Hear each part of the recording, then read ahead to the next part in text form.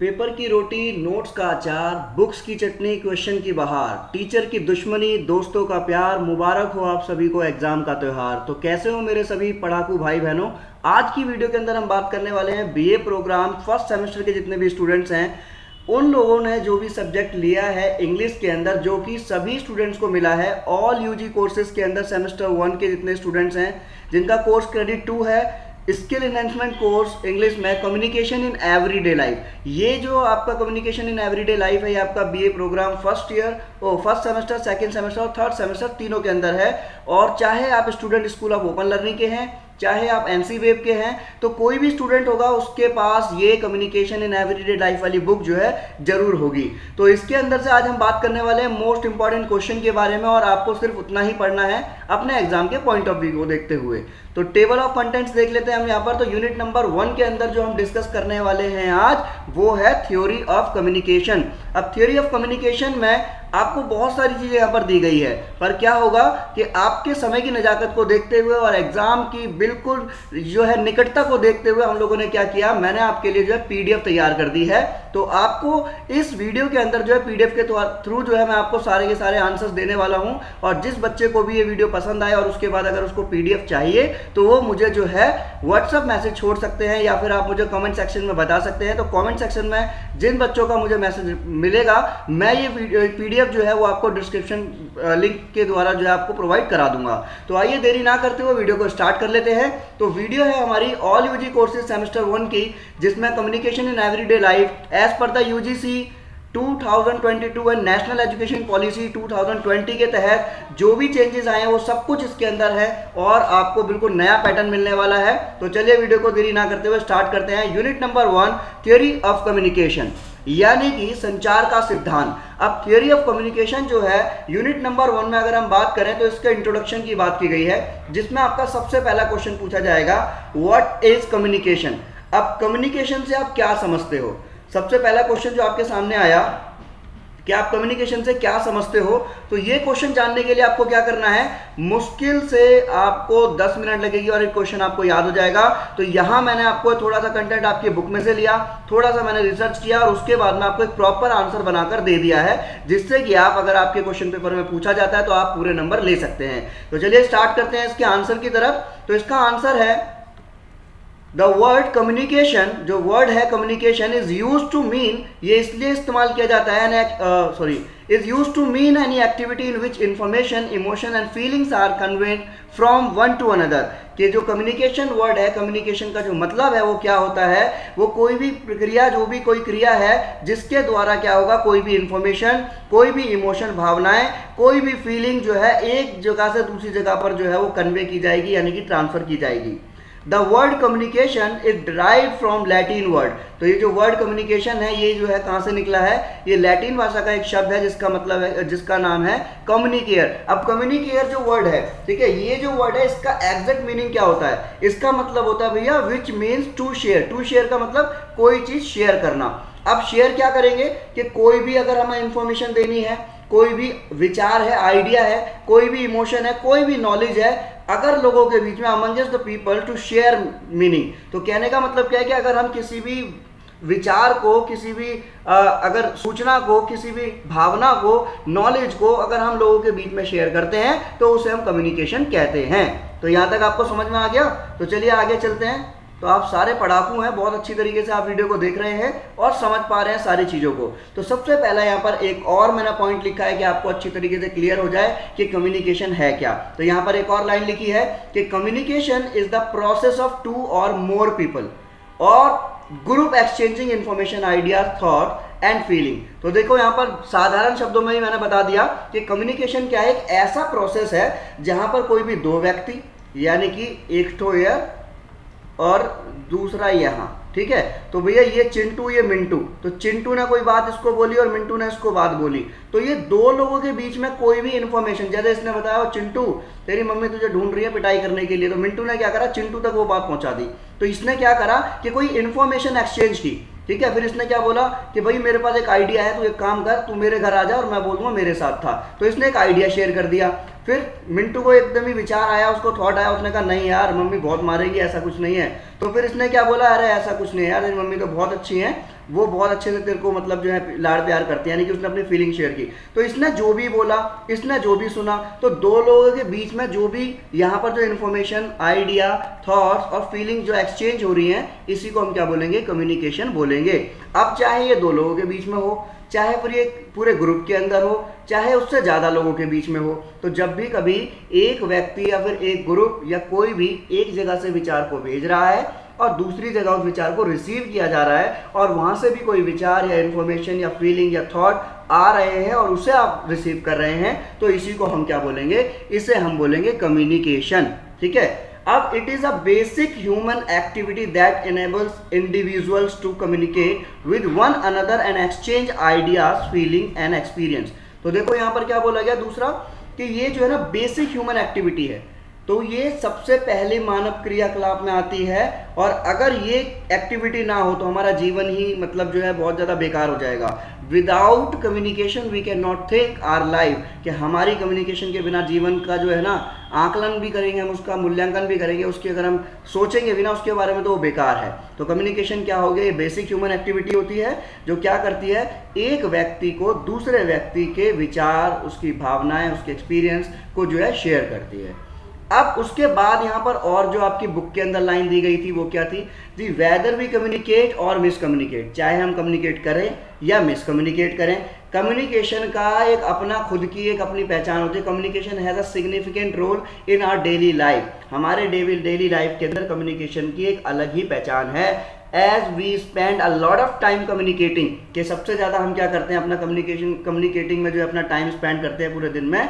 We communicate with our friends, हम सबसे पहले अपने दोस्तों से बतिया लेते हैं। होता क्या है कि आज जो है ज़्यादातर टाइम हमारा कहाँ जाता है, कम्युनिकेट करने में ही जाता है, कम्युनिकेशन में ही जाता है, किसके साथ, दोस्तों के साथ। तो उसके बाद हमारे जो थोड़ा बहुत समय बच गया तो भैया हमने फैमिली से भी बात कर ली, हमारे रिलेटिव्स का कॉल आ गया और भैया कितने नंबर आए हैं, कितने पानी में हो, ये सब पूछने के लिए। आपके कलीग्स हैं, आपके एम्प्लॉयर्स हैं, तो इन सभी से आप लोग बातें कर रहे हो। तो क्या कर रहे हो, ये आप जो है अपने जीवन में कहीं ना कहीं अपना जो टाइम है वो कम्युनिकेशन के अंदर दे ही रहे हो। और विद मैनी पीपल, ये भी नहीं कि इतना ही, और भी लोगों से, we may not know very well and even with perfect strangers, कि जिन्हें हम नहीं जानते उनके साथ भी हम कम्युनिकेट कर लेते हैं। और इवन कभी कभार तो ऐसा होता है भैया जिसको हम बिल्कुल नहीं जानते, अजनबी सा कोई जा रहा है, उसके पैसे गिर गए, तो हमने बोला भैया आपके पैसे गिर गए, उन्होंने बोला धन्यवाद, आपने कहा जी कोई बात नहीं, ठीक है। तो ये भी क्या करा, आपने कम्युनिकेशन की। तो ये कम्युनिकेशन आपने स्ट्रेंजर के साथ की। तो स्ट्रेंजर हो या कोई भी हो, कम्युनिकेशन आपको डेली लाइफ में करने को मिलती ही मिलती है। उसके बाद बताया गया है, it is only through communication that we fulfil our different needs, कि सिर्फ कम्युनिकेशन ही एक ऐसा जरिया है जिसके द्वारा हम क्या कर सकते हैं, कलर चेंज कर लेते हैं पेंसिल का, क्योंकि ये जो संतरी संतरी सा दिख रहा है, कहीं आप पढ़ लिख के बन जाए मंत्री, तो इसलिए भैया हम क्या करेंगे, इसका हम कलर कर लेते हैं चेंज। ठीक है भैया, ब्लू, तो हमने ले लिया ब्लू कलर। तो it is only through communication that we fulfil our different needs. तो ये एक कम्युनिकेशन जो है ना, यही एक जरिया है जिसके द्वारा हम क्या कर सकते हैं, अपनी इच्छाओं को, अपनी ज़रूरतों को ना पूरा कर सकते हैं। अब वो ज़रूरतें जो वो इच्छाएँ हैं वो कौन कौन सी हो सकती हैं, तो देखिए भैया, तो वेदर दे आर पर्सनल, चाहे वो पर्सनल ज़रूरत हो आपकी, इमोशनल हो, साइकोलॉजिकल हो, एजुकेशनल हो, सोशल हो, फाइनेंशियल हो, और यहाँ तक कि प्रोफेशनल और कल्चरल भी हो। तो ये सारी की सारी जो नीड्स हैं हमारी, वो कब फुलफिल होगी, जब हम कभी कम्युनिकेट करेंगे। तो we can not think our life without communication. तो देखो, जैसा कि मैंने बताया था, as I told you in the starting of the video, कि we can not think our life without communication, कि हम अपनी लाइफ के बारे में सोच भी नहीं सकते बिना संचार के। संचार है तो आपके मन में विचार है, अगर संचार नहीं है तो आप बेकार है। तो we can not think our life without communication. तो भैया समझ में तो आ रहा होगा, बिल्कुल, है ना। आगे चल लेते हैं थोड़ा सा। और अगर स्पीड तेज़ हो रही है, अगर मैं बहुत तेज़ी से आगे चला जा रहा हूँ, तो भैया आप बिल्कुल जो है कमेंट बॉक्स में जाकर जो है लिख देना ब्रेक, तो मैं थोड़ा धीरे धीरे आपको पढ़ा दूंगा, है ना। आगे चलते हैं। उसके बाद यहाँ पर देखो लिखा हुआ है, it is essential to our existence, कि हमारी होने की, हमारी मौजूदगी की बारे में जो है ना वो बताता कौन है, वो जो कम्युनिकेशन ही बताती है कि हम हैं। Hence, we should be able to communicate effectively in a coherent, clear, and concise manner as success in our life depends on effective communication. आपको पता है कि देखो भैया वो एक लाइन है बोली गई थी कि जुबान पे बोलते ना पैर में चक्कर और जुबान में शक्कर अगर आपके है तो आप दुनिया जीत सकते हो। तो यही बोला गया ये कम्युनिकेशन, इफेक्टिव कम्युनिकेशन। इसका एक क्वेश्चन आता बहुत बढ़िया आपका कि भैया व्हाट इज इफेक्टिव कम्युनिकेशन, ये इफेक्टिव कम्युनिकेशन होता क्या है। इसके लिए भी मैंने आपको यहाँ पर पीडीएफ में आंसर दे रखा है, बहुत आराम से आपको सीख जाएंगे। तो इसमें क्या बोला गया है कि जो आपकी सक्सेस है वो डिपेंड करती है इफेक्टिव कम्युनिकेशन पर। इसका एक और एग्जांपल दे देता हूँ, आपको बढ़िया से समझ में आ जाएगा जी। कैसे ये हमारे जो सबसे पहले अभी जो प्राइम मिनिस्टर रहे हैं, हमारे ex prime minister doctor Manmohan Singh ji, बहुत एजुकेटेड है, बहुत ज़्यादा मतलब पढ़े लिखे हैं वो, उनके बारे में सभी जानते हैं। पर अब भी हम लोग जो है यहाँ पर क्या देखते हैं कि उनकी कम्युनिकेशन जो है ना इफेक्टिव नहीं थी। सॉरी टू से, बट ये जो चीज़ थी जो सबके सामने आई कि उनकी कम्युनिकेशन जो है वो इफेक्टिव नहीं थी। क्यों नहीं थी? क्योंकि जनता जो है ना उनसे कनेक्ट नहीं हो सकी। हुआ क्या कि वो प्रधानमंत्री तो बन गए, पर उनका कोई भी जो वो अपनी जो है स्पीच को एड्रेस करते थे जब अमंग द पीपल, तो वहाँ पर क्या होता था कि लोग जो है उस चीज़ को ना रिलेट नहीं कर पाते थे चीज़ों को, है ना। अब वहीं अगर हम बात करें कि भाई इनसे थोड़े से लेस एजुकेटेड अगर हम बात करें, our honourable prime minister Shri Narendra Modi ji, वो क्या है, वो अब हमारे प्राइम मिनिस्टर है। उनके पास चाहे एजुकेशन कितनी भी है, बट उनके पास उन्हें ये पता है कि कैसे बोलना है, कम्युनिकेट कैसे करना है। अब आपके सामने अगर ये आवाज़ सुनाई जाए, आपको आपके कानों तक ये आवाज़ आए मित्रों, या फिर आज रात्रि 8 बजे से, इस तरीके की अगर साउंड आपके सामने आएगा तो क्या होगा, आप तुरंत रिकॉग्नाइज कर लोगे कि जी ये बात जो है वो किसकी है, वो हमारे अभी जो प्राइम मिनिस्टर है उनकी है। क्यों? क्योंकि उनको कम्युनिकेशन करना बहुत अच्छी तरीके से आता है। तो यहाँ पर किस चीज़ की बात की जा रही है कि अगर आपको सक्सेस लेनी है तो ये भी डिपेंड करती है किस चीज़ पर, कि आपकी इफेक्टिव कम्युनिकेशन कैसी है, यानी कि कम्युनिकेट आप कितना इफेक्टिवली कर लेते हो। ठीक है, उसके बाद आगे यहाँ पर बोला गया है, भैया थोड़ा आगे चल लेते हैं। I am sorry, if you are not able to present your thoughts, अगर आप अपने थॉट्स को अपने विचार को कोहेरेंट लॉजिकल मैनर, कोहेरेंट का मतलब बिल्कुल शुद्ध तरीके से, बढ़िया तरीके से, अच्छी तरीके से अगर आप नहीं बोलते हैं, लॉजिकल मैनर में नहीं बोलते हो, then the chances are that your ideas will not have any audience, कि जो आपका आइडिया है उसको कोई सुनने वाला नहीं होगा। अगर आपके विचार में है दम तो ही अगली वीडियो में मिलेंगे हम, है ना। तो अगर मेरी बातें अगर आपको अच्छी लग रही हैं और मेरी जितना बताने का जो तरीका है वो इफेक्टिवली है, तो आप मेरी अगली वीडियो जरूर देखेंगे। और अगर आपको लगता है यार ये तो अभी है, चूरन है, तो हम क्या करेंगे, इस वीडियो को स्किप कर देंगे और नेक्स्ट वीडियो का भी वेट नहीं करेंगे। ठीक है, तो चलिए आगे चलते हैं। पहला क्वेश्चन आपका कंप्लीट हो गया है कि व्हाट इज कम्युनिकेशन, और कम्युनिकेशन का जो आपको जो भी पहले वीडियो के थ्रू आप लोग पढ़ लीजिए। उसके बाद में अगर आपको पीडीएफ चाहिए तो मैंने आपको बता दिया कि पीडीएफ अगर आपको चाहिए तो आप क्या कर सकते हैं, 8700401498 पर आप मुझे जो है मैसेज डाल सकते हैं, हाय पीडीएफ, और सब्जेक्ट का नाम लिखकर आप मुझे भेज दीजिएगा, मैं आपको पीडीएफ प्रोवाइड करा दूंगा। और उसके बाद भी एक और आपके पास में जो है ऑप्शन है, वो ये है कि आप कमेंट सेक्शन में जाइए और वहाँ पर लिख दीजिए सर प्रोवाइड मी पीडीएफ, और या फिर हम लोग क्या करेंगे, डिस्क्रिप्शन में मैं आपको जो है इसका पीडीएफ का लिंक प्रोवाइड करा दूंगा। तो चलिए देरी ना करते हुए हम चलते हैं दूसरे क्वेश्चन की तरफ, जो है हमारा व्हाट इज इफेक्टिव कम्युनिकेशन, यानी कि इफेक्टिव कम्युनिकेशन क्या है। तो इसको देखते हैं, जरा समझ लेते हैं। तो इफेक्टिव कम्युनिकेशन को समझने के लिए आपको क्या करना है भैया, बिल्कुल अच्छी तरीके से इसको देखते रहना है। हम लोग पहले इसमें से कलर दूसरा ले लेते हैं क्योंकि ये थोड़ा सा अच्छा सा नहीं लग रहा है ना। तो हमने ले लिया ग्रीन, ठीक है, हरियाली हरियाली। To be an effective communicator, कि अगर हमारा कोई इफेक्टिव कम्युनिकेटर बनना है, certain significant things should be kept in our mind. ठीक है, अपने माइंड में आपको भैया कुछ चीज़ें जो है बिल्कुल अच्छी तरीके से रख लेनी है कि क्या, कि जब भी आप अच्छे वक्ता बनना चाहते हैं, अच्छे कम्युनिकेटर बनना चाहते हैं, तो आपको क्या आना चाहिए। तो सबसे पहला point, we must know what the objective of our communication is. Sorry, वो थोड़ा सा खाना खाया ना तो थोड़ा सा नींद सी आ रही है। तो we must know what the objective of communication is, कि सबसे पहला जो पॉइंट है, अगर आप इफेक्टिव कम्युनिकेटर बनना चाहते हैं तो भैया अपने दिमाग में एक चीज़ डाल लो कि जो भी आप बोलना चाहते हो उसका ऑब्जेक्टिव सेट होना चाहिए। क्यों बोलना चाहते हो, किससे बोलना चाहते हो, कैसे बोलना चाहते हो। तो भैया अगर आप बिना सोचे समझे कुछ भी बोलोगे तो आपकी बात पे कोई भी ध्यान नहीं देगा। विदाउट एन एम, बिना किसी लक्ष्य के, बिना किसी अगर आप जो है उद्देश्य के, we can be good at saying things in an informal setting like talking to our friends और रिलेटिव। कि अगर हम बात करें कि बिना किसी एम के हम बात कर रहे हैं तो बातों बातों में हमने कोई बात इंपॉर्टेंट वाली बोल दी, वो इनफॉर्मल वे में हम बोल सकते हैं अपने दोस्तों से, अपने रिलेटिव से। बट फॉर फॉर्मल कम्युनिकेशन, पर अगर हमारे को भैया अपने प्रधानाचार्य जी से बात करनी है, हमारे को अपने जो है बड़े भैया जो हमारे ऑफिसर हैं उनसे बात करनी है, अगर हमारे को किसी भी सरकारी कर्मचारी से बात करनी है, तो क्या होगा, हमें भैया अपनी कम्युनिकेशन को बहुत अच्छी तरीके से प्रेजेंट करना होगा। Such as in an office meeting or in a seminar or while talking to the boss in office, we cannot merely blabber for no reason at all. हम बड़बड़ा नहीं सकते बिना मतलब के भैया कुछ भी बोले जा रहे हैं इनके सामने।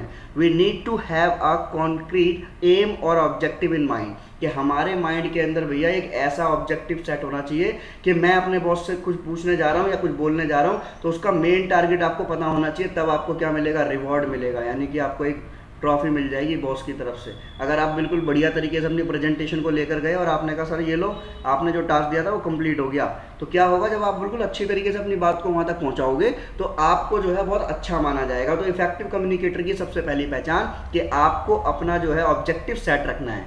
दूसरा अगर हम बात करेंगे when the objective is set, तो भैया लो आपने जो बात बोली थी ना भैया कि ऑब्जेक्टिव सेट करना है, वो तो हमने कर लिया, तो अब उसके बाद क्या करना है, तो उसके बाद भैया आपको वीडियो में आगे देखना है। इसमें बोला गया है then the next step is to present our thoughts emotions feeling etcetera. अब हमारे जो इमोशंस हैं, हमारी जो फीलिंग्स हैं, हमारे जो विचार हैं, हमें वो प्रेजेंट करने हैं। अब ऐसा नहीं है भैया कि किसी का जो है अंतिम यात्रा निकल रही है, वहाँ पहुँच गए कि भाई मेरे पैसे वापस दे दे, तो भाई इस तरीके से आप सिचुएशन को भी तो देखोगे। ऑब्जेक्टिव तो आपने सेट कर लिया, वो आपने अपना नेक्स्ट स्टेप जो है वो आपको बहुत क्लियरिटी के साथ में, इंटेग्रिटी के साथ में अपने विचारों को प्रेजेंट करना है सिचुएशन देखकर।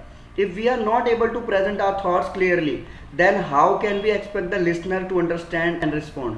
और जब हम अपने विचारों को ही सही से उस तक नहीं पहुंचा पा रहे हैं तो हम ये कैसे उम्मीद कर लें कि भैया जो हमारे सुनने वाले जो भैया हैं ना वो हमारी बात को समझ जाएंगे। जैसे कि अगर आप कोई बात लेकर गए, आपने कहा भैया क्या कहते हैं मुझे जो है कुछ दिन से जो है छुट्टी ये वो, आप इस तरीके से क्या कर रहे हो, आप बहुत ज़्यादा चीज़ों को लेकर अटक रहे हो और आपकी बातें ही क्लियर नहीं है, तो सामने वाला क्या बोलेगा, भैया कहना क्या चाहते हो। ये तो आपने सुना होगा ना 3 इडियट के अंदर जब वो what is the definition of machine, जब वो पूछता था उसके अंदर बहुत सारी चीज़ें बताता रहता है, फिर उसके अंदर टीचर जी पूछते हैं जी बोलना क्या चाहते हो, कहता है सर जाऊँ बाहर जाऊँ, किताबें सर किताबें। तो कहने का मतलब ये है this is the only concept that. हाँ तो माफ़ी चाहूँगा, मैं थोड़ा बाहर चला गया था, ज़रा प्यास लगी थी तो मैंने कहा थोड़ा सा पानी पी लेता हूँ, ठीक है। तो देखो यहाँ पर मैंने आपको क्या बोला कि जब अपनी बात को आप सामने रखोगे और उस सामने वाली बात जो है आप उस तक पहुँचा ही नहीं पा रहे हो तो क्या होगा, तो वो आपको रिस्पॉन्स नहीं दे पाएगा, रिस्पॉन्ड नहीं दे पाएगा कोई भी, ठीक है। आगे चलते हैं। अब उसके बाद एक और सबसे ज़्यादा इंपॉर्टेंट चीज़ वो क्या है, पहला तो आपने बोला भाई कि ऑब्जेक्टिव सेट करना है, तो भैया हमने वो ऑब्जेक्टिव सेट कर लिया।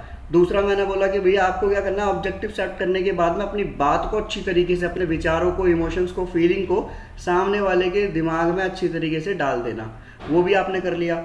अब उसके बाद में जब बात आती है वो क्या, कि भाई आप क्या मीडियम ले रहे हो कम्युनिकेशन का, ठीक है ना, कम्युनिकेशन का जो क्या मीडियम है। अब कहने का मतलब ये है कि अब सामने वाला तो भाई केरला से है ना, वो केरल से है, तो आपने क्या करा भैया, वो तो आपके सामने कोई बात बोल रहा है इल्ले, आपको समझ ही नहीं आ रहा वो क्या कह रहा है, और आप उससे बोल रहे हो हिंदी में। तो कहने का मतलब क्या है, the medium chosen for communication should be one both the parties are conversant with, यानी कि दोनों के दोनों जो है उसके अंदर बिल्कुल परफेक्टली चीज़ों को मैच कर सकें। For example we must make sure that we communicate in our language in which the listener are comfortable, जो भी सुनने वाले हैं या सुनने वाला है वो कंफर्टेबल हो आपके उससे, ठीक है, उस लैंग्वेज से। क्योंकि अगर आप एक दूसरे की भाषा को ही नहीं समझ पाओगे तो मैसेज कहाँ तक पहुँचेगा भैया। तो moreover we should also choose the medium depending on whether it is written or oral communication. तो हमें क्या होगा, चाहे वो रिटन हो चाहे वो ओरल कम्युनिकेशन हो, हमारे को पहले अच्छी तरीके से ये चेक करना है कि जो हम भाषा का प्रयोग कर रहे हैं वो भाषा सामने वाले भैया को भी आती है या नहीं आती है। उसके बाद में हम बात करेंगे, नेक्स्ट है N appropriate environment is also necessary for the proper delivery of message. एक ऐसा एनवायरनमेंट जो, देखो मैंने स्टार्टिंग में बताया आपको कि भैया कहीं पर जो अंतिम यात्रा निकल रही है किसी की, अब वो एक एप्रोप्रिएट एनवायरनमेंट नहीं है उस टाइम पर। अगर आप कोई मैसेज पहुंचाना चाह रहे हो, वो बंदा दुखी है और आप बहुत खुशी वाला मैसेज दे रहे हो, तो वो चीज़ वहाँ पर नहीं पहुँच पाएगी। तो an appropriate environment is also necessary for proper delivery of message. Without a proper environment there is always a chance that the message will be misunderstood or not properly understood. होगा क्या कि अगर आप कोई भी एक मैसेज अगर आप देना चाह रहे हैं सामने वाले को, पर अगर एक एनवायरनमेंट जो है बिल्कुल भी ठीक नहीं है, और उस जगह पर जैसे कि सपोज आप कह सकते हो कि वहाँ पे नॉइजी एनवायरनमेंट है, बहुत ज़्यादा शोर हो रहा है, और उस बीच आप जैसे कि सपोज शादी है कोई, ठीक है, और वहाँ पर जो है बैंड बाजे बज रहे हैं और उसके बीच में आप कोई अपना मैसेज जो है कन्वे करना चाह रहे हो, बट क्या होगा वो एक अप्रोप्रिएट इन्वायरमेंट नहीं है, जिसकी वजह से क्या होगा कि जो आपका मैसेज है ना वो क्या होगा, वो या तो वो मिसअंडरस्टूड हो जाएगा और या फिर वो प्रॉपरली वो उसको समझ में नहीं आएगा कि वो क्या कहना चाह रहा है. तो ये आपको एक पॉइंट और याद रखना है. उसके बाद में आपका जो एक नेक्स्ट और पॉइंट आएगा वो आएगा आपका पैरालिंग्विस्टिक फीचर्स, यानी कि इसमें बताया गया है आपको किन किन चीज़ों पे ध्यान रखना है. आपको ध्यान रखना है such as tone, pitch, voice, pronunciation और एप्रोप्रिएट जेस्चर्स. अगर आप जेस्चर, पोस्चर, फेशियल एक्सप्रेशंस और आई कांटेक्ट और ड्रेसिंग, इन सब चीज़ों को देखोगे तो ये ज़्यादा अफेक्ट करते हैं ओरल कम्युनिकेशन प्रोसेस के अंदर. कि अगर आपकी जो है बोलने वाली जो टोन है, आपकी जो पिच है, वॉइस है, पिच वॉइस है, प्रोनाउंसिएशन है आपकी, क्योंकि क्या होता है कभी कभार कि हम कोई भी वर्ड प्रोनाउंस करते हैं तो उसकी प्रोनाउंसिएशन जो है ना वो करेक्ट नहीं हो पाती, तो ये भी जो है बहुत बार मिसअंडरस्टूड कर देती है कम्युनिकेशन को. और एप्रोप्रिएट जेस्चर, अगर जेस्चर एंड पोस्चर्स आपके ठीक नहीं है, कि भाई अगर आप जेस्चर पोस्चर्स को ठीक नहीं कर पा रहे हो, फेशियल एक्सप्रेशंस आपके ठीक नहीं है, आप सामने वाले को देखकर बात नहीं कर रहे हो, आई कांटेक्ट आपका ठीक नहीं है, आपका जो है ड्रेसिंग ठीक नहीं है, तो ये क्या होगा, ये आपकी जो है इफेक्टिव कम्युनिकेशन के अंदर बहुत ज़्यादा जो है बैरियर जो है यहाँ पर बनकर सामने आ जाएगा. ठीक है, तो यहाँ तक आपको भैया सारे समझ में आ गए होंगे.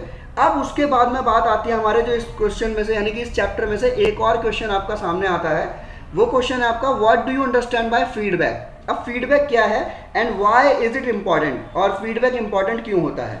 तो बहुत ही आसान भाषा में यहाँ पर समझाया गया है. The observation of the receivers response is called feedback. कि जो भी ऑब्जर्वेशन किया जाता है, जो भी चीज़ बोली जा रही है उसको ऑब्जर्व किया जा रहा है रिसीवर के रिस्पॉन्स को, इसी को हम क्या बोलेंगे, फीडबैक बोलेंगे. मैंने कुछ बोला, आपने उसे ऑब्जर्व किया, ठीक है, तो ये क्या है, और उसके बाद में आपने मुझे उसका कोई रिस्पॉन्स दिया, तो यही क्या कहलाएगा, फीडबैक कहलाएगा. और इन अदर वर्ड अगर हम इसको और अच्छी तरीके से जानने की कोशिश करें, the part of receivers response communicated back to the sender is called feedback. कि अगर कोई भी रिसीवर है, अगर वो रिस्पॉन्स देता है, कम्युनिकेट करता है, और वो बैक सेंडर के पास दोबारा से चीज़ें जो है कम्युनिकेट करने के लिए बोलता है, कि आपने मुझसे कोई चीज़ पूछी और मैंने उसका आंसर आपको दिया, तो सेंडर यानी कि रिसीवर ने जो बात प्राप्त की और सेंडर को दोबारा उससे पहुंचा दिया गया, तो ये क्या कहलाएगा, फीडबैक कहलाएगा. तो actually it is the amount of response of the receiver that reaches to the sender or it enables the sender to evaluate the effectiveness of the message. evaluate यानी कि उसका वो मूल्यांकन करेगा जो भी उसने बात बोली है. सुनते हैं ना हम लोग कभी कि किसी ने कुछ बोला तो हम बाद में बोलते हैं भैया फीडबैक क्या है इसका. ठीक है, तो फीडबैक क्या मतलब कि आपने जो बात बोली थी वो बिल्कुल एक्यूरेटली वहाँ पर पहुँची भी है या नहीं पहुँची है. उसके बाद में अगर हम बात करें यहाँ पर कि जो कम्युनिकेशन है, ये तो आपको पता, फीडबैक तो आपको पता चल गया, ये रहा फीडबैक. ठीक है, तो मैंने आपको बताया ना पीडीएफ आपको प्रोवाइड हो जाएगी, इसकी तो टेंशन लेने की जरूरत नहीं है. पीडीएफ आप ले लेना, अच्छी तरीके से इसके नोट्स बना लेना. तो जो आपका क्वेश्चन था कि what do you understand by feedback, तो फीडबैक आपको पता चल गया, the observation of the receiver response is called feedback. और अगर हम दूसरे शब्दों में देखें तो part of the receiver response communicated back to the sender is called feedback. कि जो भी एक हिस्सा है रिसीवर का रिस्पॉन्स जो होता है कम्युनिकेट बैक करता है वो सेंडर से, उसी को हम फीडबैक बोलते हैं. उसके बाद में अगर हम आगे चलें तो ये जरूरी क्यों है, ये यहाँ से हम देखेंगे. तो ये जरूरी इसलिए है कि no communication is complete without a feedback. कि कोई भी संचार जो है पूर्ण तरीके से पूर्णतः सफल नहीं हो पाएगा जब तक उसमें फीडबैक नहीं होगा. Only when we receive a feedback we know whether whatever we intended has been comprehended by the listener. अब जब हमारा वहाँ पर जो है फीडबैक है, जब तक हम उसको सुन नहीं लेंगे, उसको रिसीव नहीं कर लेंगे फीडबैक को, तो हमें पता ही नहीं चलेगा कि भाई वो जो लिसनर है उसको वो बात समझ आई है या नहीं आई है. फीडबैक में नोट हैव ऑलवेज फीडबैक में not always be in the form of verbal response. Feedback हमेशा ऐसा नहीं है कि सिर्फ आपको जो है बोलकर ही बताया जाएगा, इसमें और भी चीज़ें हैं जो आपको समझ में आएंगी. जैसे कि अगर हम बात करें, if you are presenting a paper and see your listener nodding their head. अब आपने देखा कि भाई आप कोई जो है प्रेजेंट कर रहे हो कोई भी पेपर, ठीक है, कुछ भी आप वहाँ पर जो है बोल रहे हो, पर वो लोग जो है ना सर हिला रहे हैं, नोडिंग कर रहे हैं. नोडिंग मीन्स होता है सर हिलाना, their head. Then you understand that they are agreeing to what you are saying. अगर आप उनके सामने हैं और वो आपके सामने मुंडी हिला रहे हैं, सर हिला रहे हैं, और वो आपको इस चीज़ से सहमति दे रहे हैं कि जी हाँ समझ में आ रहा है. पर अगर मेजोरिटी ऑफ देम, उनमें से बहुत सारे लोग जो है ना वो उबासी ले रहे हैं, ठीक है, उबासी ले रहे हैं तो क्या होगा, और अपने अपनी बॉडी को मतलब थोड़ा सा ऊपर नीचे कर रहे हैं, इस तरीके से देख नहीं रहे, आई कांटेक्ट नहीं मिला रहे हैं, तो इससे क्या होगा, इससे आपको पता चलेगा कि भाई वो लोग क्या हो गए, बोर हो गए, वो परेशान हो गए, तो भैया आप अपना बोरिया बिस्तरा बांधिए और चलते बनिए यहाँ से, है ना। The nodding of the head and yawning यानी कि जो उबासी लेना होता है are example of body language, ये बॉडी लैंग्वेज के द्वारा आपको जो है फीडबैक दिया जा रहा है, which we get feedback of how effective we are in communicating our ideas orally. तो ये चीज़ हमारे को फीडबैक के थ्रू वापस मिलती है कि हम अपने ओरली कम्युनिकेशन के द्वारा किस तरीके से अपना फीडबैक वहाँ पर दे पा रहे हैं और चीज़ों को समझा पा रहे हैं। तो आई होप आपको ये वीडियो समझ में आई होगी, और इससे रिलेटेड अभी जो है अभी इसका पार्ट 2 आने वाला है। तो पार्ट 2 आपका कब आएगा, जब आप मुझे पार्ट 1 क्या फीडबैक मुझे जो है कहाँ पर दोगे, कमेंट सेक्शन के अंदर आप मुझे फीडबैक दोगे कि सर आपका ये जो आपने जो 3-4 इंपॉर्टेंट क्वेश्चंस कराए थे वो हमें समझ में आ गए हैं, इसकी पीडीएफ हमारे को प्रोवाइड करा दीजिए, और साथ ही साथ लगे हाथ पीडीएफ 2 यानी कि पार्ट 2 के साथ हमारे को प्रोवाइड करा दीजिए। तो आगे की जानकारी के लिए बने रहें विष्णु दिवाकर के साथ, सेम टाइम सेम जगह सेम टीचर के साथ। जब तक के लिए bye bye, thanks for watching.